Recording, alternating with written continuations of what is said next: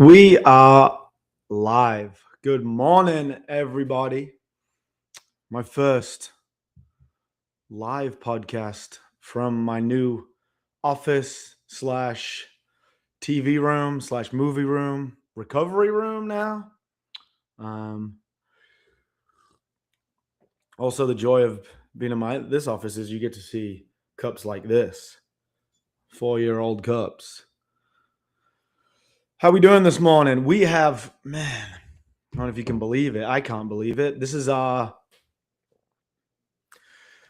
fifth live episode of the week. So, what a treat. I promise in 2026, you won't see so much of me. Savannah's been on 2.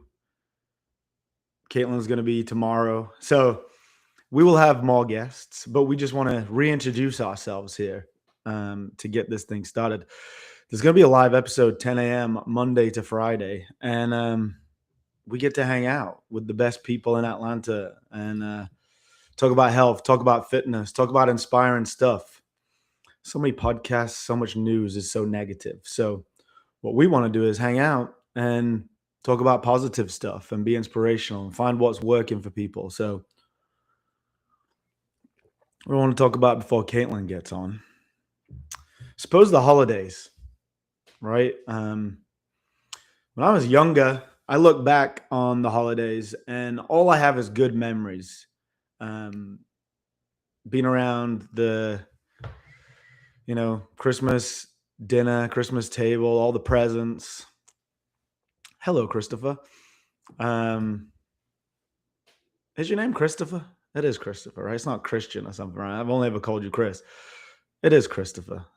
I'm going with Christopher. I'm 100% in on Christopher.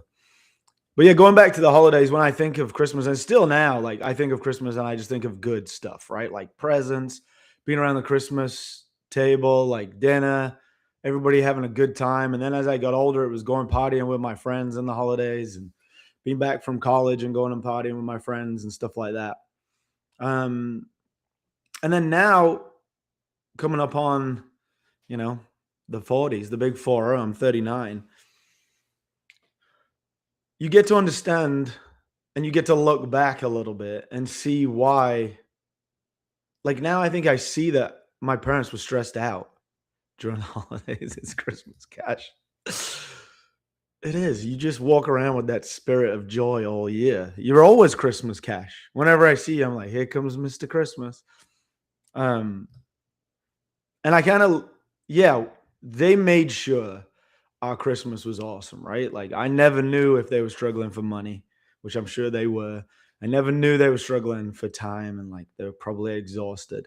But now I look back and I remember like my parents had a lot of fights around the holidays. I remember the stress of it all. And like I'm only just putting it together as I'm becoming 40 years old and realizing how especially in America, like in England, it's a little bit just leads up to Christmas, but like the Thanksgiving holiday leading into Christmas is means you have a short month in November and then you have even shorter month in December.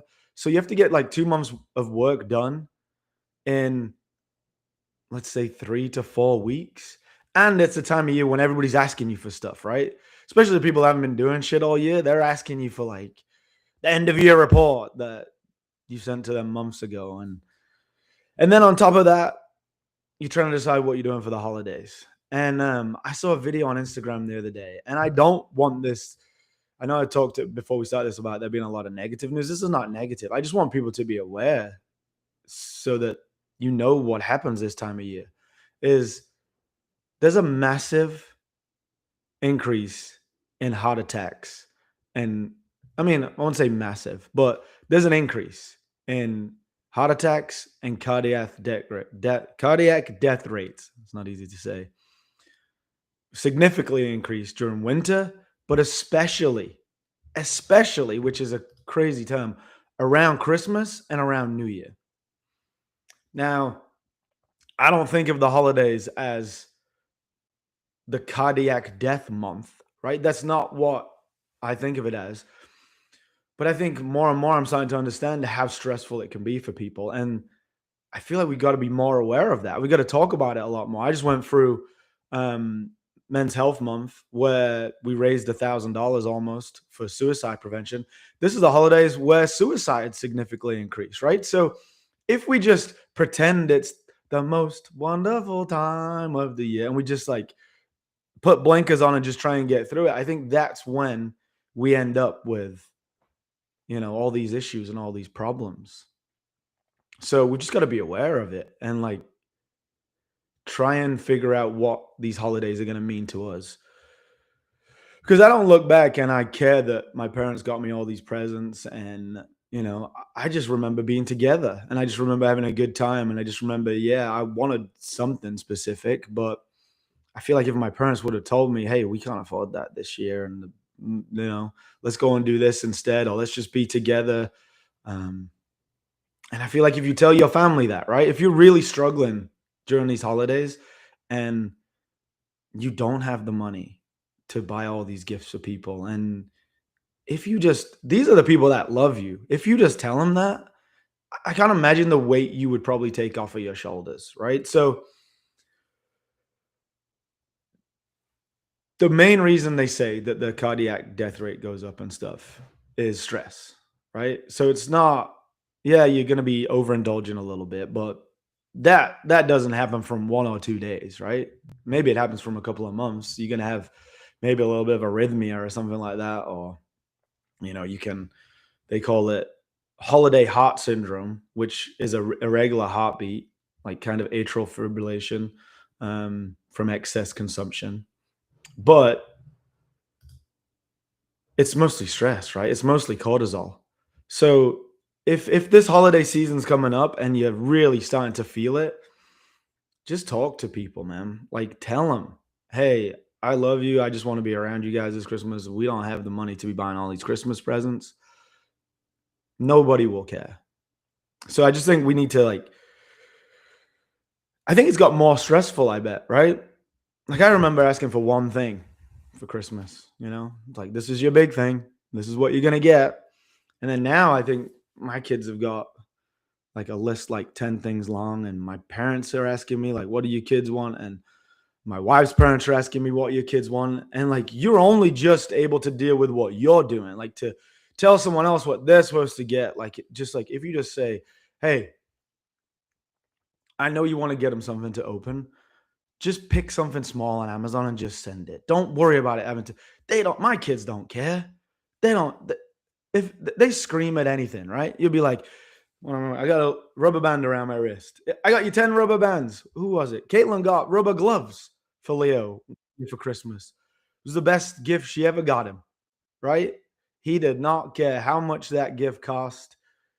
He was happy to get a box of rubber gloves, right? So it's all who it comes from and what it means. So I think, yeah, I mean, no one's talking, so maybe I'm just talking shit. But if you guys think or agree, like, I just think we need to be a little bit aware of what the holidays are about and use it as a time to just be together and not put all this pressure on each other to get someone the perfect gift, right?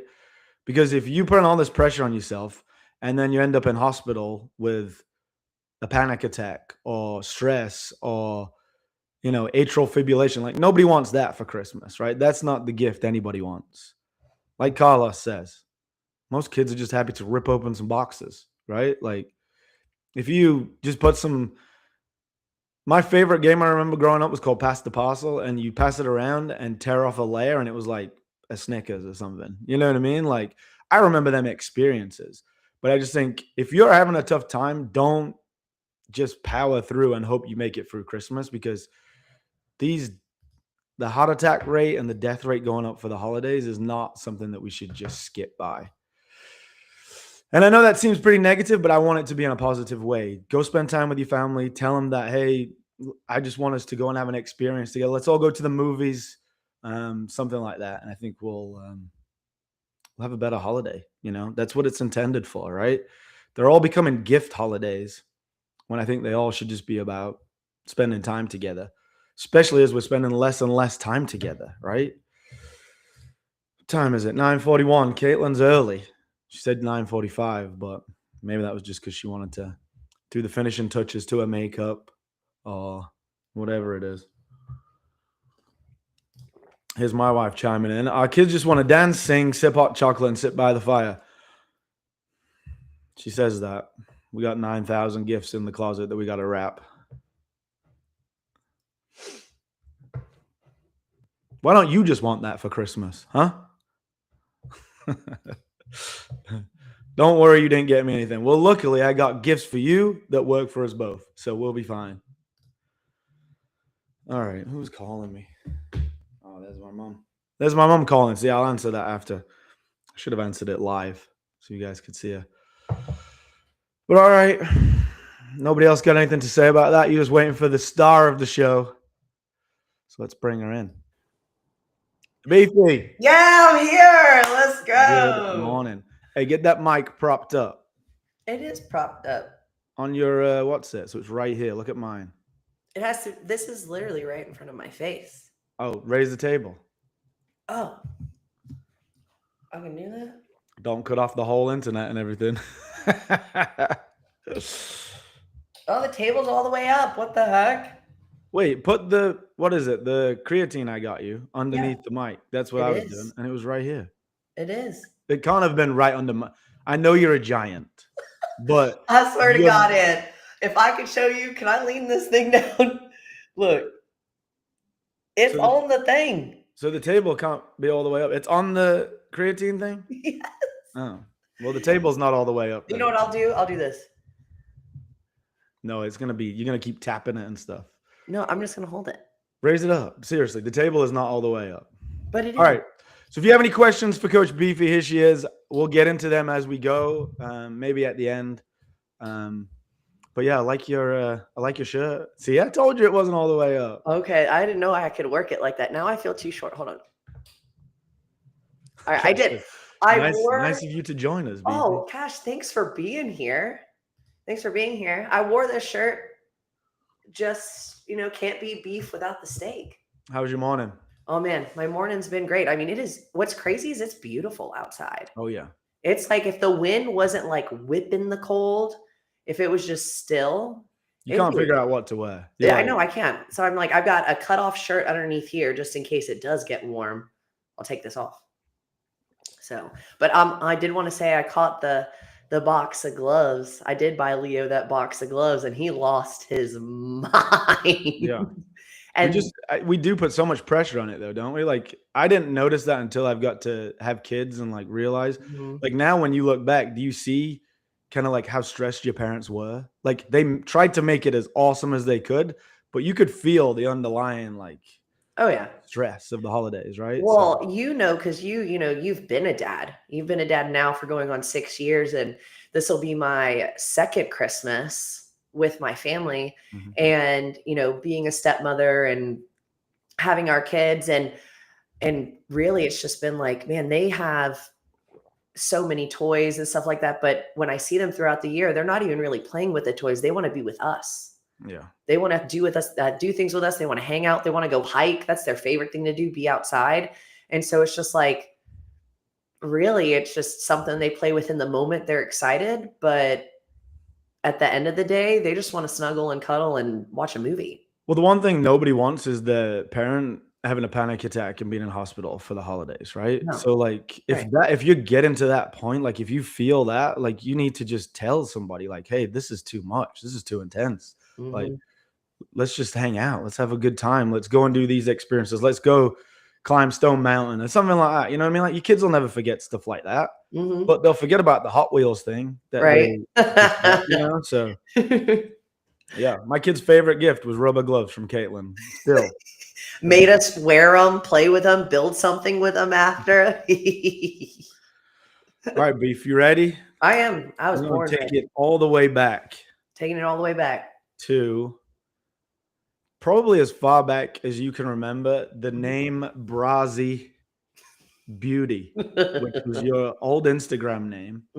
It was. Which you battled with me for me to tell you to change it for a good couple of years. You're like, that's me. That's my identity. Who was she? Like, take us back to who Brazy Beauty was. Well, it's so funny. I love the way you say it with your accent. It's brazy. How Like do you say it? it sounds cool. Like it sounds like it's a real like thing, but when you really talk about it, you brazy. Oh, You're brazy. It's brazy. brazy, huh? Mhm. Mhm. Alright. You're going brazy. Essentially, you're a crazy, you know? Yeah, So I was brazy, like right. when I think about the old me, and we'll just use this for example. When I moved back to my hometown after being gone for about almost a decade, I got back and I started bar managing and bartending at this really well known bar. And people were showing up. They're like, oh my gosh, Caitlin, so excited to see you, all this stuff. But then there were people who were just like, oh, did you hear? Caitlin's back in town, because I honestly was a menace.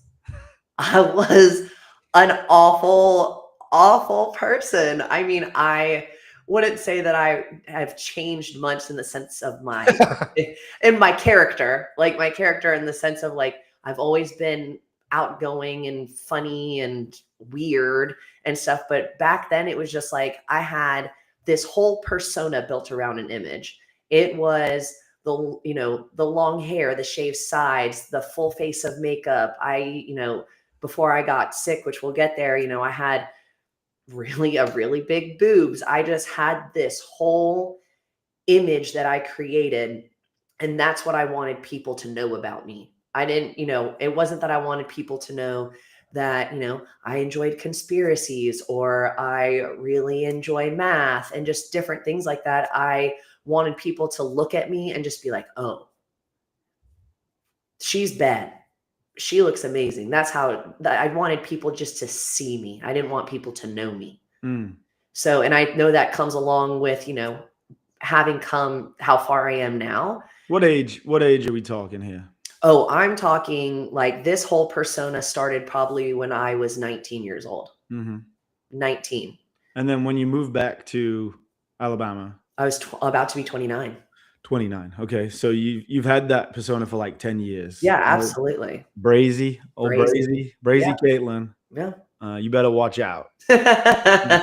She's coming to cause chaos. Yeah, it was Yeah. always chaos. I would be to the point where we would go out at night. The night would be easy. I'd bartend maybe before we went out.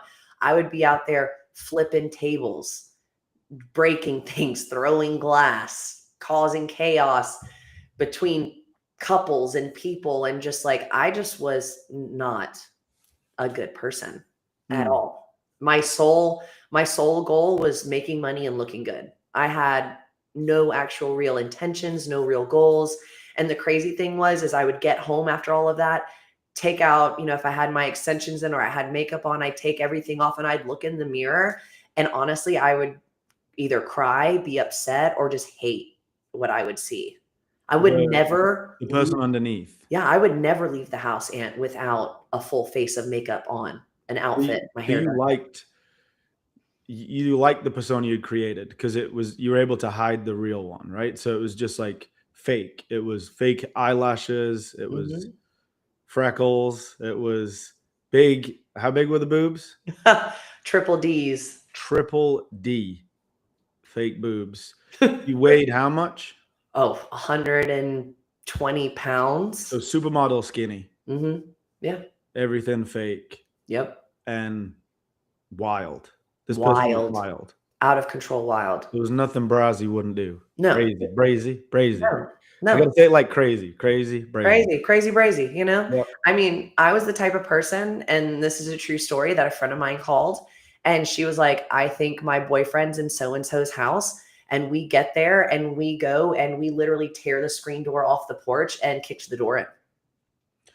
So brazy, I think it's safe to say if Brazy would have kept going for another 5 years, Mhm. that would have been lucky because I don't know if Brazy would be around anymore, right? Like No, situations you were getting yourself in, you can't just go kick down people's doors in America. That's how you get murdered, not right? these days. Just in general. In Alabama, shit, you don't go kicking down people's doors, right? They've got something inside that you don't want to see. Mhm. Of course. Um, and then on top of that, your lifestyle was just burning the candle at both ends, not eating any food, not No. working out. No, the thing about me then is I didn't want to be sweaty. I didn't want to go outside. I didn't want to do anything active. Like that was the last thing I would ever want to do. All I ever wanted to do, and I spent most of my time drunk, doing drugs, all kinds of drugs, and just hanging out with my friends. Like I just wanted to be seen. I wanted to be noticed. I wanted everybody to know who I was. And you didn't even know who that was. Well, no, Right. absolutely It not. wasn't even you, it was this persona. So it was Mhm. Brazy. Yeah. Brazy. You wanted everybody to know Brazy. They didn't want them to know Caitlin. Hmm. Absolutely. I used to compare myself all the time. I used to compare myself to a chocolate Easter egg, hard on the inside, but marshmallow fluff on the inside. Hmm. But nobody ever got to that marshmallow fluff. It's funny because, But like every asshole says that, don't they?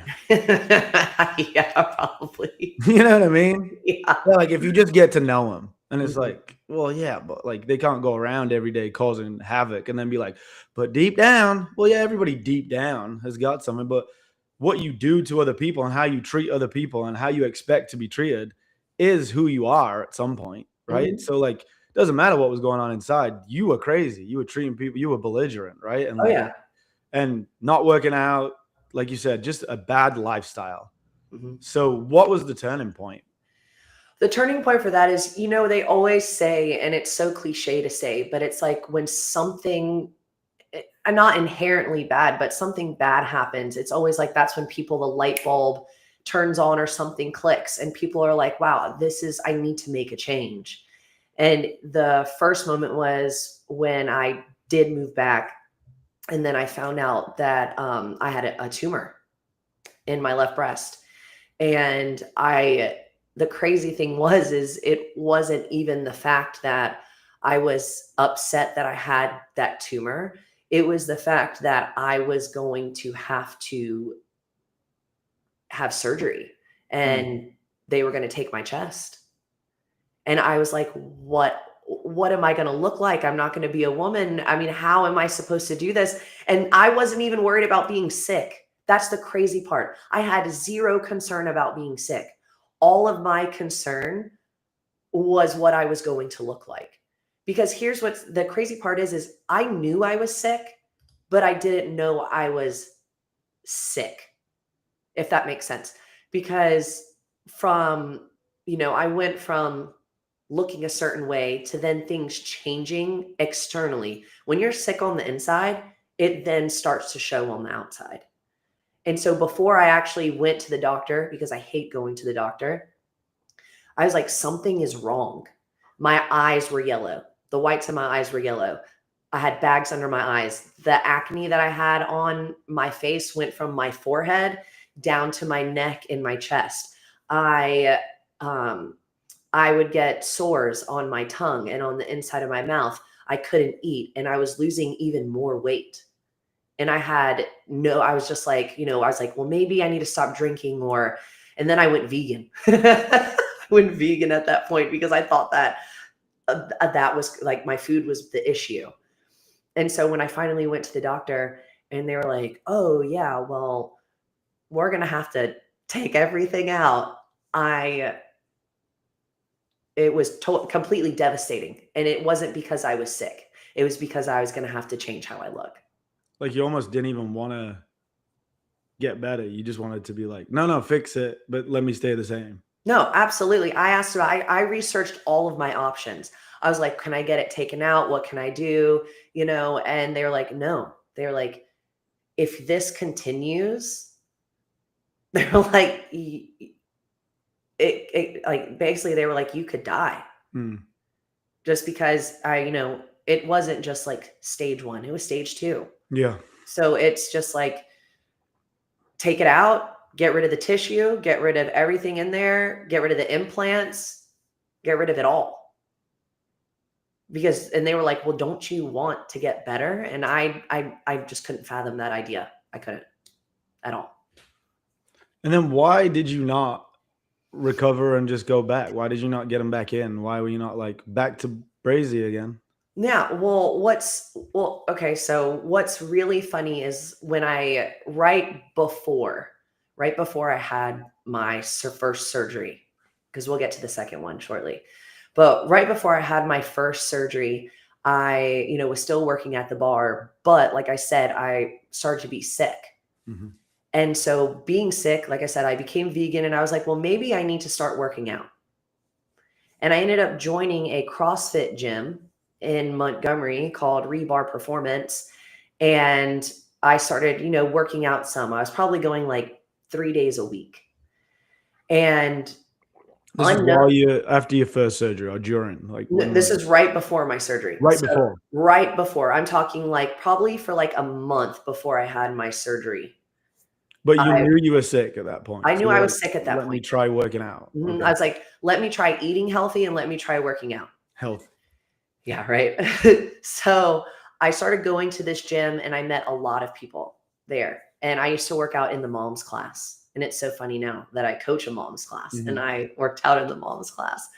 But those moms in there were so loving and supportive and inspirational. And just that little bit of working out, I tell people now, I was an athlete up until college. I dropped out of college. I dropped that whole persona I had then and became brazy. Like I became a different person. And so working out once again led to me falling back in love with being active. I swam, I played basketball, softball. Like I was always on a sports team growing up. I just didn't think that was something I would ever be interested in again. So going to the gym started to, I was still really upset about changing the way that I looked. But with all of those women and the people that I started to surround myself with were telling me that people can love me and like me for who I am, I was like, okay, I think I can do this. But even after I had my surgery, and they cut everything off. And I remember the first time going back to the doctor and I had been in this tight wrap around my chest for like 2 months. And he took it off. And the skin that was left over from having such a big chest was like flat pancakes on my chest. And I just remember seeing that and sobbing and sobbing and crying. And the doctor looks at me and he goes, he's like, if you continue to work out, he's like, they'll do what we call fluff up. And he's like, and your chest will kind of go back to normal. He's like, I can't promise that you won't still have some saggy skin. He was like, but if you continue working out, it'll have a lot of positive effects on what you do. So I wouldn't have been able to, if I even wanted to, put new implants in. It was going to be about 6 months to a year before I could do that anyway. So during that time, Thank God. right, I know, because that's honestly, because had I been given the choice of they're going to take everything, but they can still put implants back in, I would have taken that route. I'm pretty sure I would have. But then being like, we can't put them in until later, it really changed my whole life. It changed everything because by the time I then had my surgery and got back into the gym, I was like, oh my God, I love this. Mhm. I love this. I love being able to roll over on my side or lay on my stomach at the pool. I couldn't do that for over a decade. That's Yeah. wild to I lay. mean, chest to bar pull-ups are a lot harder, Right. Yeah, and push-ups, yeah. you have to They go a touch lot the ground a lower. lot Yeah, quicker. you have to go a lot lower on your push-ups. But Yeah. other than that, yeah, like, I can't imagine how that felt then working out like that and just being, like, free, almost, Yeah. able to just move without, yeah, something stopping you. And I mean, the biggest change here is not, it doesn't feel like it's a surgery. It feels like it's just walking into that mom's class, right? Mhm. It's seeing these women that the women that you're around in the party scene are all about fake, Yes. right? But then you go into this gym and it's about how much you can lift, Mhm. and it's about how strong you are, and it's about how fit you are, and it's how capable you are as a person, regardless of how you look. And that just changes. Like, that's why it's so powerful for women and young girls. And like, that's why we have the teens class, just because if you can ingrain this in you now at like teenage years, and you're defined by strength, not by the size of your boobs Right. or the eyelashes or your makeup or, like all these things that everybody goes through and everybody wants to be accepted for, right? Um, yeah, just I you're so lucky that you went into a strong mom's class, right? Mhm. And you just got to see these Well, women. it's like you said, I had heard always about CrossFit in the community, just the gym in general, classes, and people being like, "Oh, I love my gym," and I was just like, "It's a cult." Like, being in this whole gym scene, it's a cult. That's all people talk about, it's all they do. But when you're in it, and I've shared this story before where I couldn't jump on the box. I couldn't jump on the box. I was so scared to jump on the box, and I'm in this mom's class, and I used to jump to 245 plates. And they all are gathering around me because they've all finished the workout, and I have 20 box jumps left. And I'm like stepping, and I'm like trying to step up to the box, and I keep jerking, and I'm like, and one of the moms looks at me and she goes, "Caitlin, jump on the fucking box." And I like scream and jump on the box, and then I just start crying. Yeah. But it's like these women who really didn't even know who I was were there ready to support and encourage and love me in what I feel like was my most vulnerable state, because I didn't know who I was. And then going back after my surgery to work out again. And that is the moment, that moment that I stepped back into the gym, I will I will always attribute to my journey of becoming Caitlin, was in that moment, because I had no idea how to love me. I didn't, looking at myself changed. I started to really love and enjoy who I saw in the mirror, because now no one's looking at me and being like, "You know who you remind me of? You remind me of that porn star. You're super hot. I love that. Can I have your number? Can I take you out?" And it changed to being like people genuinely wanted to get to know me. They thought I was funny. They thought I was smart. Like, I had never thought of myself in that way.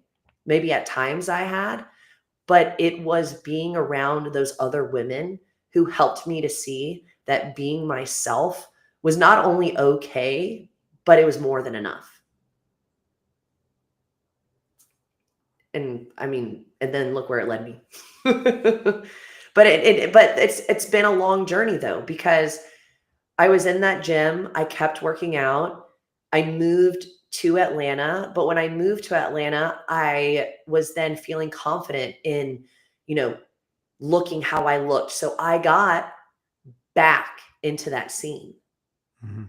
I got back into drinking. I got back into doing some drugs. I got back into partying almost every night. But of course, the service industry lifestyle tends to be the easiest way to get there. And I got back into that. But then, halt, one more time, here comes the tumor on my back. So now I'm facing another surgery because I have a liposarcoma on my back. So it's like we tried to warn you once. Yeah. You change your life. Yep. You're on the right track. You're trying to get stronger. You're starting to set goals of like fitness and feeling good. You move to Atlanta and then you decide, oh, I'm better now. So let me go and try this again. I did. Bigger And city, more fun, right? Like, yeah. yeah. So Brazy comes back for a little bit. Oh, she comes back for a little bit for sure. But this time, instead of feeling fulfilled and feeling excited and feeling all those feelings that I used to feel, I felt really empty. Well, you've seen another side now. You know it's not you. So Mhm. it's like now it's a real act, right? Yeah, Like now, I yeah. just felt like I was pretending. I was pretending to enjoy being out there with people. I was pretending to get drunk, like enjoy getting drunk again. Like, I was just living, trying to relive a life that was no longer my life. And I think we've all done that, right? Like Absolutely. if I go to a nightclub tonight, honestly, I would just be pretending, right? Mhm. Or I'd have to get so drunk that I'd just not really know what was going on and just be like, because it has a time of your life, right? Like it's like in your 20s, you go and do that and it's fun and like you don't have no responsibilities. But now like you walk in and just the smell alone, and then you see like really what it looks like in there, you're like, this is not cool. Right. And then what is cool to you becomes so much different. And Mhm. like where you are now, like, so when you had that surgery, the second surgery, Mhm. was that the real turning point? Or was that Yes. like, So that second surgery, um, I got lucky with that second surgery too, because with the tumor, just a quick rundown of it. So when the tumor, it was encapsulated. So that meant that there was no way for it to spread. And it's like, how do you get so lucky like that? hmm, That you then have a second one that has to be removed, but there's no spreading to any lymph nodes anywhere else in your body. And the doctor even told me, she was like, man, because she showed it to me. I have the picture in my phone and I took a picture of it. She showed it to me and she was like, look at this. I'm And I surprised was you like, don't have it knowing you. Like, and here it, it is. here it is, right? I wish I could have kept it. But seeing that, I was just like, that's it. That's it. I can't be doing this anymore. I just can't, because it was like I was given a second chance after the first time. And it's like, oh, I went back to it. It was like, you didn't learn your lesson. Here we go again. And so that was about 4 years ago. Hmm. Yep. And coming up on February, I think, February 2026 here Mhm. will be, I remember the day, February, that you walked into Oxford. I do too. The crazy thing was is when I where I was working at, I was like, I want to get back into a gym. And I tried out a couple gyms and I was like, I'm looking for that feeling that that mom's class gave me, and I couldn't find it anywhere. I went to these other gyms and nobody asked me my name. Nobody wanted to know anything about me. I would introduce myself to people and they would look at me like I was crazy. And the minute I walked into this gym, everyone shook my hand, said hi to me, introduced themselves to me. The coach was amazing. We went over everything. And the whole time I was working out, like I could even cry about it when I think about it now.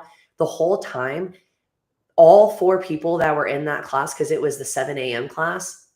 And I think it was actually during like I forget what kind of weekend it was, but there weren't a lot of people there. And they were like, let's go, Caitlin, let's go. You've got this. You are crushing it. And then after class, everyone's like chatting me up, talking to me. You walk in and you introduce yourself to me and we're talking. And then all of a sudden you're just like, we should get coffee. And I remember being like, well, I don't drink coffee. I was like, why don't you come to my to my restaurant, the bar, and sit there? And I was like, and we can talk. And like right before I had moved to Atlanta, I had started to coach that boot camp class at the gym I was at because I loved it so much. Mhm. And I know that people, however people are, spiritual, religious, it doesn't matter to me, but I would go to bed every single night and I would pray and I would be like, I don't want to keep bartending. I don't want to be in this industry anymore. I was like, I want to be doing something I love. And I was like, and I want to be in fitness. I want to be in a gym. I want to be a coach. And I just remember praying that night after night after night. And then all of a sudden, you show up. Yeah, I mean, I don't know if people know this about me, but I'm a big energy guy, Mhm. right? No, So you're a like psychic. I'm a big energy guy. So like I'm I might have known you for 20 years and we might have never got a coffee together. You know what I mean? Mhm. But then I'd met you for 5 minutes and I was like, hey, let's go grab a coffee or like find a time to chat because I just knew from your energy that like I wanted more of it in our gyms or around me or around us, right? And Mhm. I mean, that's pretty much how I knew I was going to marry Lauren, right? I Mhm. saw her at college and she had an energy that I'd never seen before. And I was like, ooh, that energy, I need to know where that comes from and I need to have it around me. I collect energy, right? Mhm. Everybody around me gives me energy. People I work out with in the afternoon, they're all energy people. If they have a bad energy, they got to go, right? You know that. Mhm. No, I know. And I feel energy, like I know when things are good and I know when things are bad, just on energy of the room and energy of people, right? Mhm. Big eye contact person. As soon as you stop looking me in the eyes, I know you've done something or you don't want to be around me anymore. I'll be the first one to make sure you're not around me anymore. Mhm. I'm not waiting to find out what it is. Yeah. So with you, there was just an energy. And I was just like, okay, this, and I don't care if you get offended on this podcast, because I know Caitlin's not offended by this. This crackhead looking girl weighs 100 pounds. Mhm. You had a beard Yeah, I did at have that a point. beard. You had purple hair. I had like a bluish, like purplish black. It was very like plum looking. Barely pick up the bar. Mhm. Bluish purple hair, beard, weighs like, yeah, 95 to 100 pounds soaking wet. And I was like, I got to get a coffee with this person. I don't know where that comes from, right? Mhm. But came to your restaurant and I had lunch there while you were working and just got to watch your energy while you were working there. And I was just like, oh yeah, this is what Oxford needs, right? And that was 4 years ago. And from that time, like it's crazy to look back on how far you've Mhm. come. Yeah. And like you said, it's been a journey because that identity was there for 10 years, right? Mhm. And when I think of you, I don't know how you feel about this, but like, you ever seen that? It's like an image of like an overweight statue, but they're chiseling stuff off Mhm. and it's becoming this ripped person. I love that. I see you like the opposite way. Like you've been putting stuff on, Mhm. like you were this like stick figure and you've just been putting things on, like more strength in all aspects to Mhm. become beefy, Yeah. right? And it's been like 1 year at a time, one season at a time. It hasn't been like, oh, this was 3 months ago. This was 4 years ago. Yeah. And I need people to know that it's never too late, or there's never going to be a perfect time, but you can never not change. It's a new day every single day, and getting to wake up and you can be whoever you want every single day. If I woke up each day and decided to be a different Pokemon character, I could do that if I wanted to. But when you say you came to my job and you sat there and you watched me work, it's so different to hear. It's so crazy to hear how different our experiences were in that, because when you sat down and all of a sudden I ended up having to floor manage and bartend and take tables, and you were at the bar, take care of the, I was doing all these things. And in my mind, I was like, I'm not going to get, I was like, I was like, I'm not going to get this opportunity. I just remember being like, I felt so disappointed that I wasn't going to have the opportunity to, sit there and stand there with you and talk with you and us have a conversation. Um, that I felt so sad. Like Mm. when you left, I was just like, dang, I was like, I can go back to the gym, but I just, in my heart, I was like thinking, I'm like, oh my gosh, I could be a coach. I could, get back in the gym, as a leader. And I was just like, I wanted it so bad. And I remember I left work that day. It was probably around 5 o'clock, and you texted me and you were like, I know that we probably can't afford to pay you what you make as a bartender, but I told Lauren and we want you. We want you at Oxhead. And that was honestly, I quit the next day. I quit the next day and I came to Oxford the following day. And I started. And it has been, and I cried about it at my wedding. But when I say that who I am now and who I've become would not be the person I am if it wasn't for Oxford. If it wasn't for being surrounded by our team and having you, and like you said, it's been seasons and it's been 4 years. And there have been times that you have sat me down and you're like, what are you doing? What are you doing with your life? What is happening? Because Oh yeah, I know Caitlin. we haven't gone in no straight line.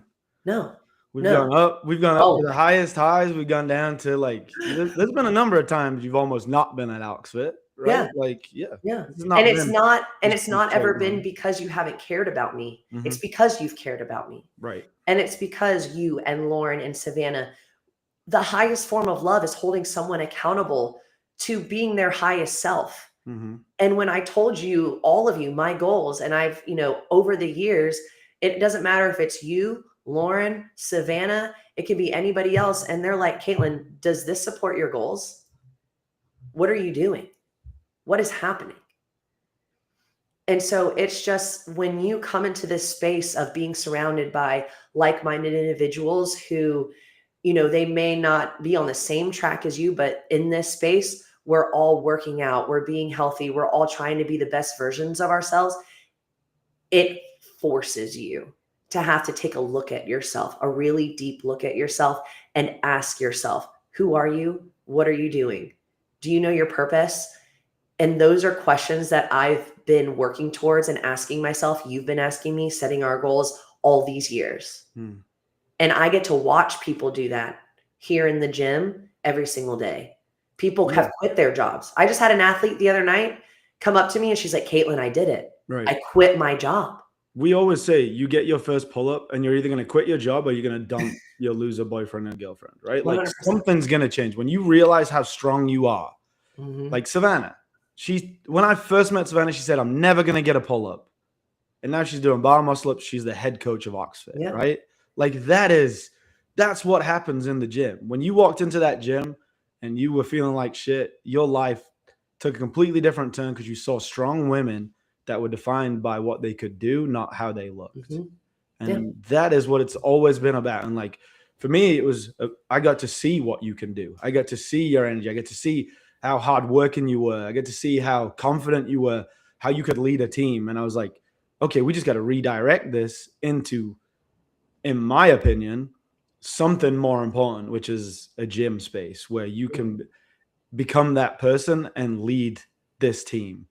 And in the last 4 years, man, we've had to become better leaders together, Mhm. right? We've both made mistakes in leadership, but we've always both come at a place of it with everybody we've come across Mhm. from a place of, I want you to be your best.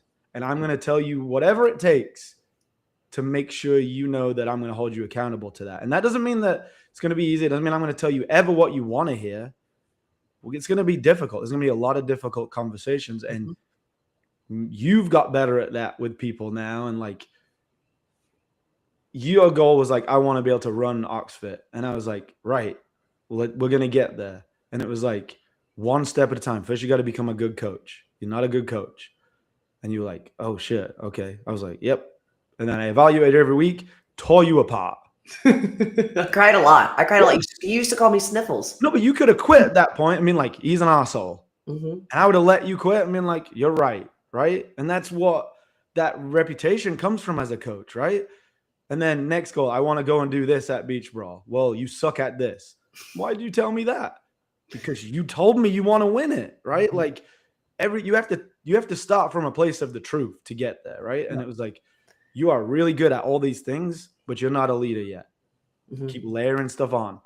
And then now we're at a point where we've worked so hard to get Oxford East Atlanta where it is. And like, it is awesome It's to be in the amazing. gym every day. And like, you're right there as the athletic director. If I would have given you that the day you walked in, if I could have afforded to do that, Just set me up for failure. you would have been gone in a week. Yeah. Right. But here's the thing is like, I've been so pumped when for the last few days when we decided that we were gonna, talk about my journey. And what's so wild is even right now, as much as I, enjoyed talking about having cancer, being this strong athlete now, it's like, just like when yesterday you asked me for a photo to put up for the thumbnail. And I was like, man, I haven't taken a mirror selfie in so long. Mm-hmm. It really hit me even while we've been talking, how not only has this journey changed me physically, but it has changed me mentally and emotionally as well. Because yes, I used to really love talking about myself and being about myself, but now I want to talk about all the other people and all the things that we're doing at the gym, the people that we're impacting, what we're doing here, more than I want to talk about myself. Do I want to be an example, and do I want to be someone for people to look up to and admire? Absolutely. I want them to be like, look at me and be like, Caitlin knows what she's talking about. She's great at, she's inspiring, she's motivating, she's encouraging. And it's like, I think if we would have had even this podcast a year ago, this whole thing would have gone differently, because I would have just been like, me, me, me, me, me, I.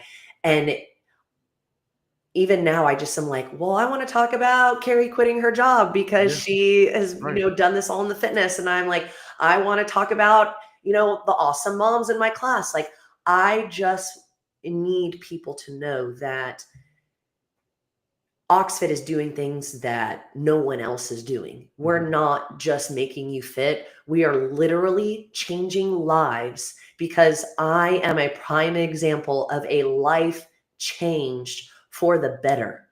You are the example in Oxford that people should look towards, and it's taken a long time. And we talk about one of our favorite quotes is you have to get better the same way you got sick. Hmm. And you got sick over 10 years of like focusing on all the things that you thought made you brazy. And Hmm. now to get better, you focus on all the things that make you beefy and strong and independent and a leader.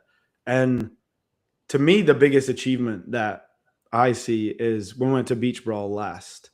And I don't care what you lifted, what you PR'd. I just cared that Caitlin showed up, you Hmm. know? And every competition we've been at before that, some version of Brazy showed up. Oh, without a It doubt. was hair extensions and eyelashes and what outfit am I wearing and like what do my nails look like? Hmm. And finally, 4 years later, I got to see Caitlin compete in a competition. And she didn't care where she finished. She didn't care what she looked like. She just cared that she did her best on every event. And I crushed it. But that's now the leader in the gym, right? The one that cared about how she looked and the one that cared about all this external shit can't lead other people to be Mm-mm. their best self. All you can lead people to be is achievement oriented or like all the like fake stuff that doesn't matter.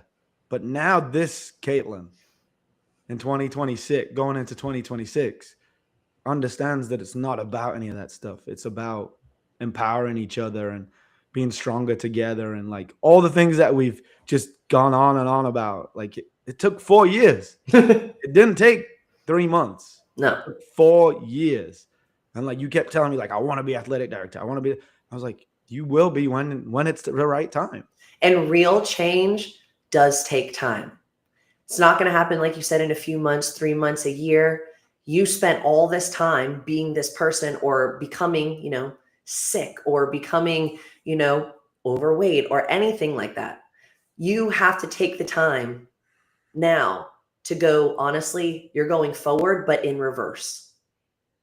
All those years, now you have to go back, erase all those years, keep moving forward. And now you got to spend just as many years to get better. And I will tell you, it feels so good to be me and it feels so good to be free. And my favorite thing is when I get up in the morning and I look in the mirror and I know that I get to wake up every single day next to the person I love and do the things that I love with the people that I love and the people who love me every single day.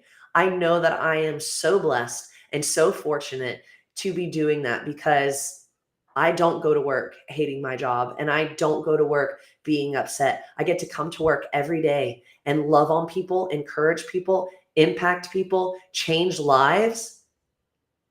Where are other people getting to do that? Mm. How often do you hear someone when they come in the gym and you ask them how they are that they say, "Oh, I'm great. Today's a great day." And it's just like I told you the other day, it is so amazing just to wake up and be alive and get to experience another day. Mm-hmm. And that does As come Caitlin, from, as Caitlin, yeah, as Caitlin. not as some character that you've created. No, as me. Mm-hmm. And I'm loved for me. And that is more than I could ever ask for. And it wouldn't be, honestly, if it wasn't for Oxfit. I mean, it wouldn't be if it wasn't for you, right? Like it's all you, and that's what we tell people in the gym when they PR. They're always like, "Thank you, Caitlin. Thank you, Ant, for that." And it's like, no, you got to show up. Hmm. We can set the circumstances and the situations, but you could have quit all along the way. I'm not easy to work for, No. right? Like if you tell me a goal, I tell everybody all the time. If you tell me a goal, I might be the first person that's believed you, Hmm. but that's not a good thing for you. No. I Don't believe tell you. them your goals. I believe you. And if I believe you, then this is how that person that you told me you are shows up every day. And when Hmm. you stop showing up like that, I'm going to ask you, didn't you tell me this is who you are? because you're showing me this is who you are. Mhm. And consistently you've shown me who you are and slipped and then got right back to, no, this is who I am. Sorry, you're right. I'm not. Well, I can't be me today because the weather's bad, or because anything that sounds like that, you could keep that away from me, right? Mhm. Because Anything it's that's like, it's yes, let's change it. I'll see you at 6 a.m. Yes, right. let's change it. And you can compare it to even coming to the gym in your fitness journey. In the beginning, you're motivated, you're working hard, you're going to the gym every day, it feels good. But then there's going to be that point where it's like, oh, I had a really long night, I'm tired, I'm going to stay in bed. And same thing goes for being who you are, because sometimes it is easy to slip back into old habits and old versions of yourself. Just like it is to wake up and be like, I can't go to the gym today. And then a week passes and you haven't been at all. And you were going 3 or 4 days a week. Well, it's the Oxford scorecard. Mm-hmm. If you don't like them scorecards, it's not because of the scorecard. It's because you didn't show up. It's because Mm-hmm. you haven't been consistent. It's because you haven't done all this stuff. And you can look at that and you be like, dang, I didn't PR anything. Fuck this gym. This programming sucks. Or you go, oh, wait a minute. Dang, everybody else that showed up, everybody else that's on the All Americans, they PR'd everything. And you can go, next quarter, I'm going to be that person. Mm-hmm. Or you could be the other, but I don't care. That's your decision. I'm just going to show you the facts. The facts are you didn't work out, you don't have a PR.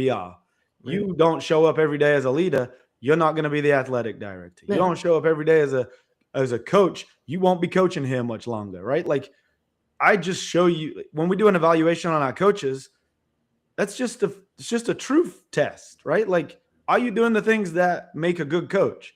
If you're not, it's not how you feel. Mm-mm. You can fix it. I will help you fix it, or it's just not going to work, right? Right. And the thing is, though, is just don't be the person that waits until something bad happens in their life to make that change. Because I waited all that time. And I feel like if I still was that person, I would still be wasting more time. And that's what I want, anyone who's listening who comes to the gym, I need them to know it's like, don't wait another day and think that there's going to be a perfect time, or just don't wait until something so upends your life that that's the only time that you're ready to make a change. Just walk through the doors. Just Just start. walk Just hire through a the coach. doors. If you think you need to take your fitness to the next level, hire Caitlin, East Atlanta at ox.fit, and she'll change your life. It's as simple as that. But don't let a little bit of money or whatever excuse you've got. Christmas is coming up. I'm going out of town. All that stuff's not true, right? Like just Mhm. get started. Yep. You have to get over to Grant Park, Mhm. so I know. We we're could gonna keep try. talking. I knew this was But gonna happen. we do need to do another one where we just get into like your OX100. But I Mhm. think this was such a good place to start and There's get to. We So had to do the introduction yeah. because the journey to getting to that first Ox 100, and when we sat down and you were like, I want you to do this, and I was like, oh God, okay, I'm Mhm. gonna do it. It spans so wide. And then I we got to get into just like what's next for you and stuff like that. Yeah, So yeah. comment, like, subscribe. Tell us what you thought of this. Tell us what you would like to see or hear. We'll get into some questions next time. Like, I'll take some of these questions that you guys have. We'll bring them up next time. But comment your questions for Caitlin, and we'll do a second episode here sometime soon. Yeah. We could do like a Um, series, like a beefy series. yeah, that's Yeah, exactly what we need. yeah, I love All that. right, guys. Thank you for listening, Caitlin. I'll see you at the meeting in a little bit. See ya. Thank you. Bye. All right, everybody. Thanks for watching. We only had an hour. We're coming up on an hour here, so we only had an hour to squeeze that in. But I think it was well worth it. And yeah, I had to pull it together a little bit there. Caitlin got me, so I just went quiet for a little bit. But I think someone was cutting onions somewhere, like in the kitchen or something. It must have been that. So, but what a story. Hope you enjoyed listening to Caitlin's story. I still remember the first day she walked in, and man, 4 years goes quick. But when you're doing great things with awesome people, it's supposed to go fast, right? So have a great holiday. This is no, I'll probably do one next week actually. So don't worry about that. Forget what I said. Just have a great week, and I'll see you in the gym. Keep crushing the 12 days, and hopefully I'll see you Friday night at the awards banquet. If you haven't RSVP'd yet, make sure you do that. Just so we have a head count. And dress to impress. All right. 5 podcasts this week. You guys don't know how spoiled you are. That's an hour. I'm out. Have a good day.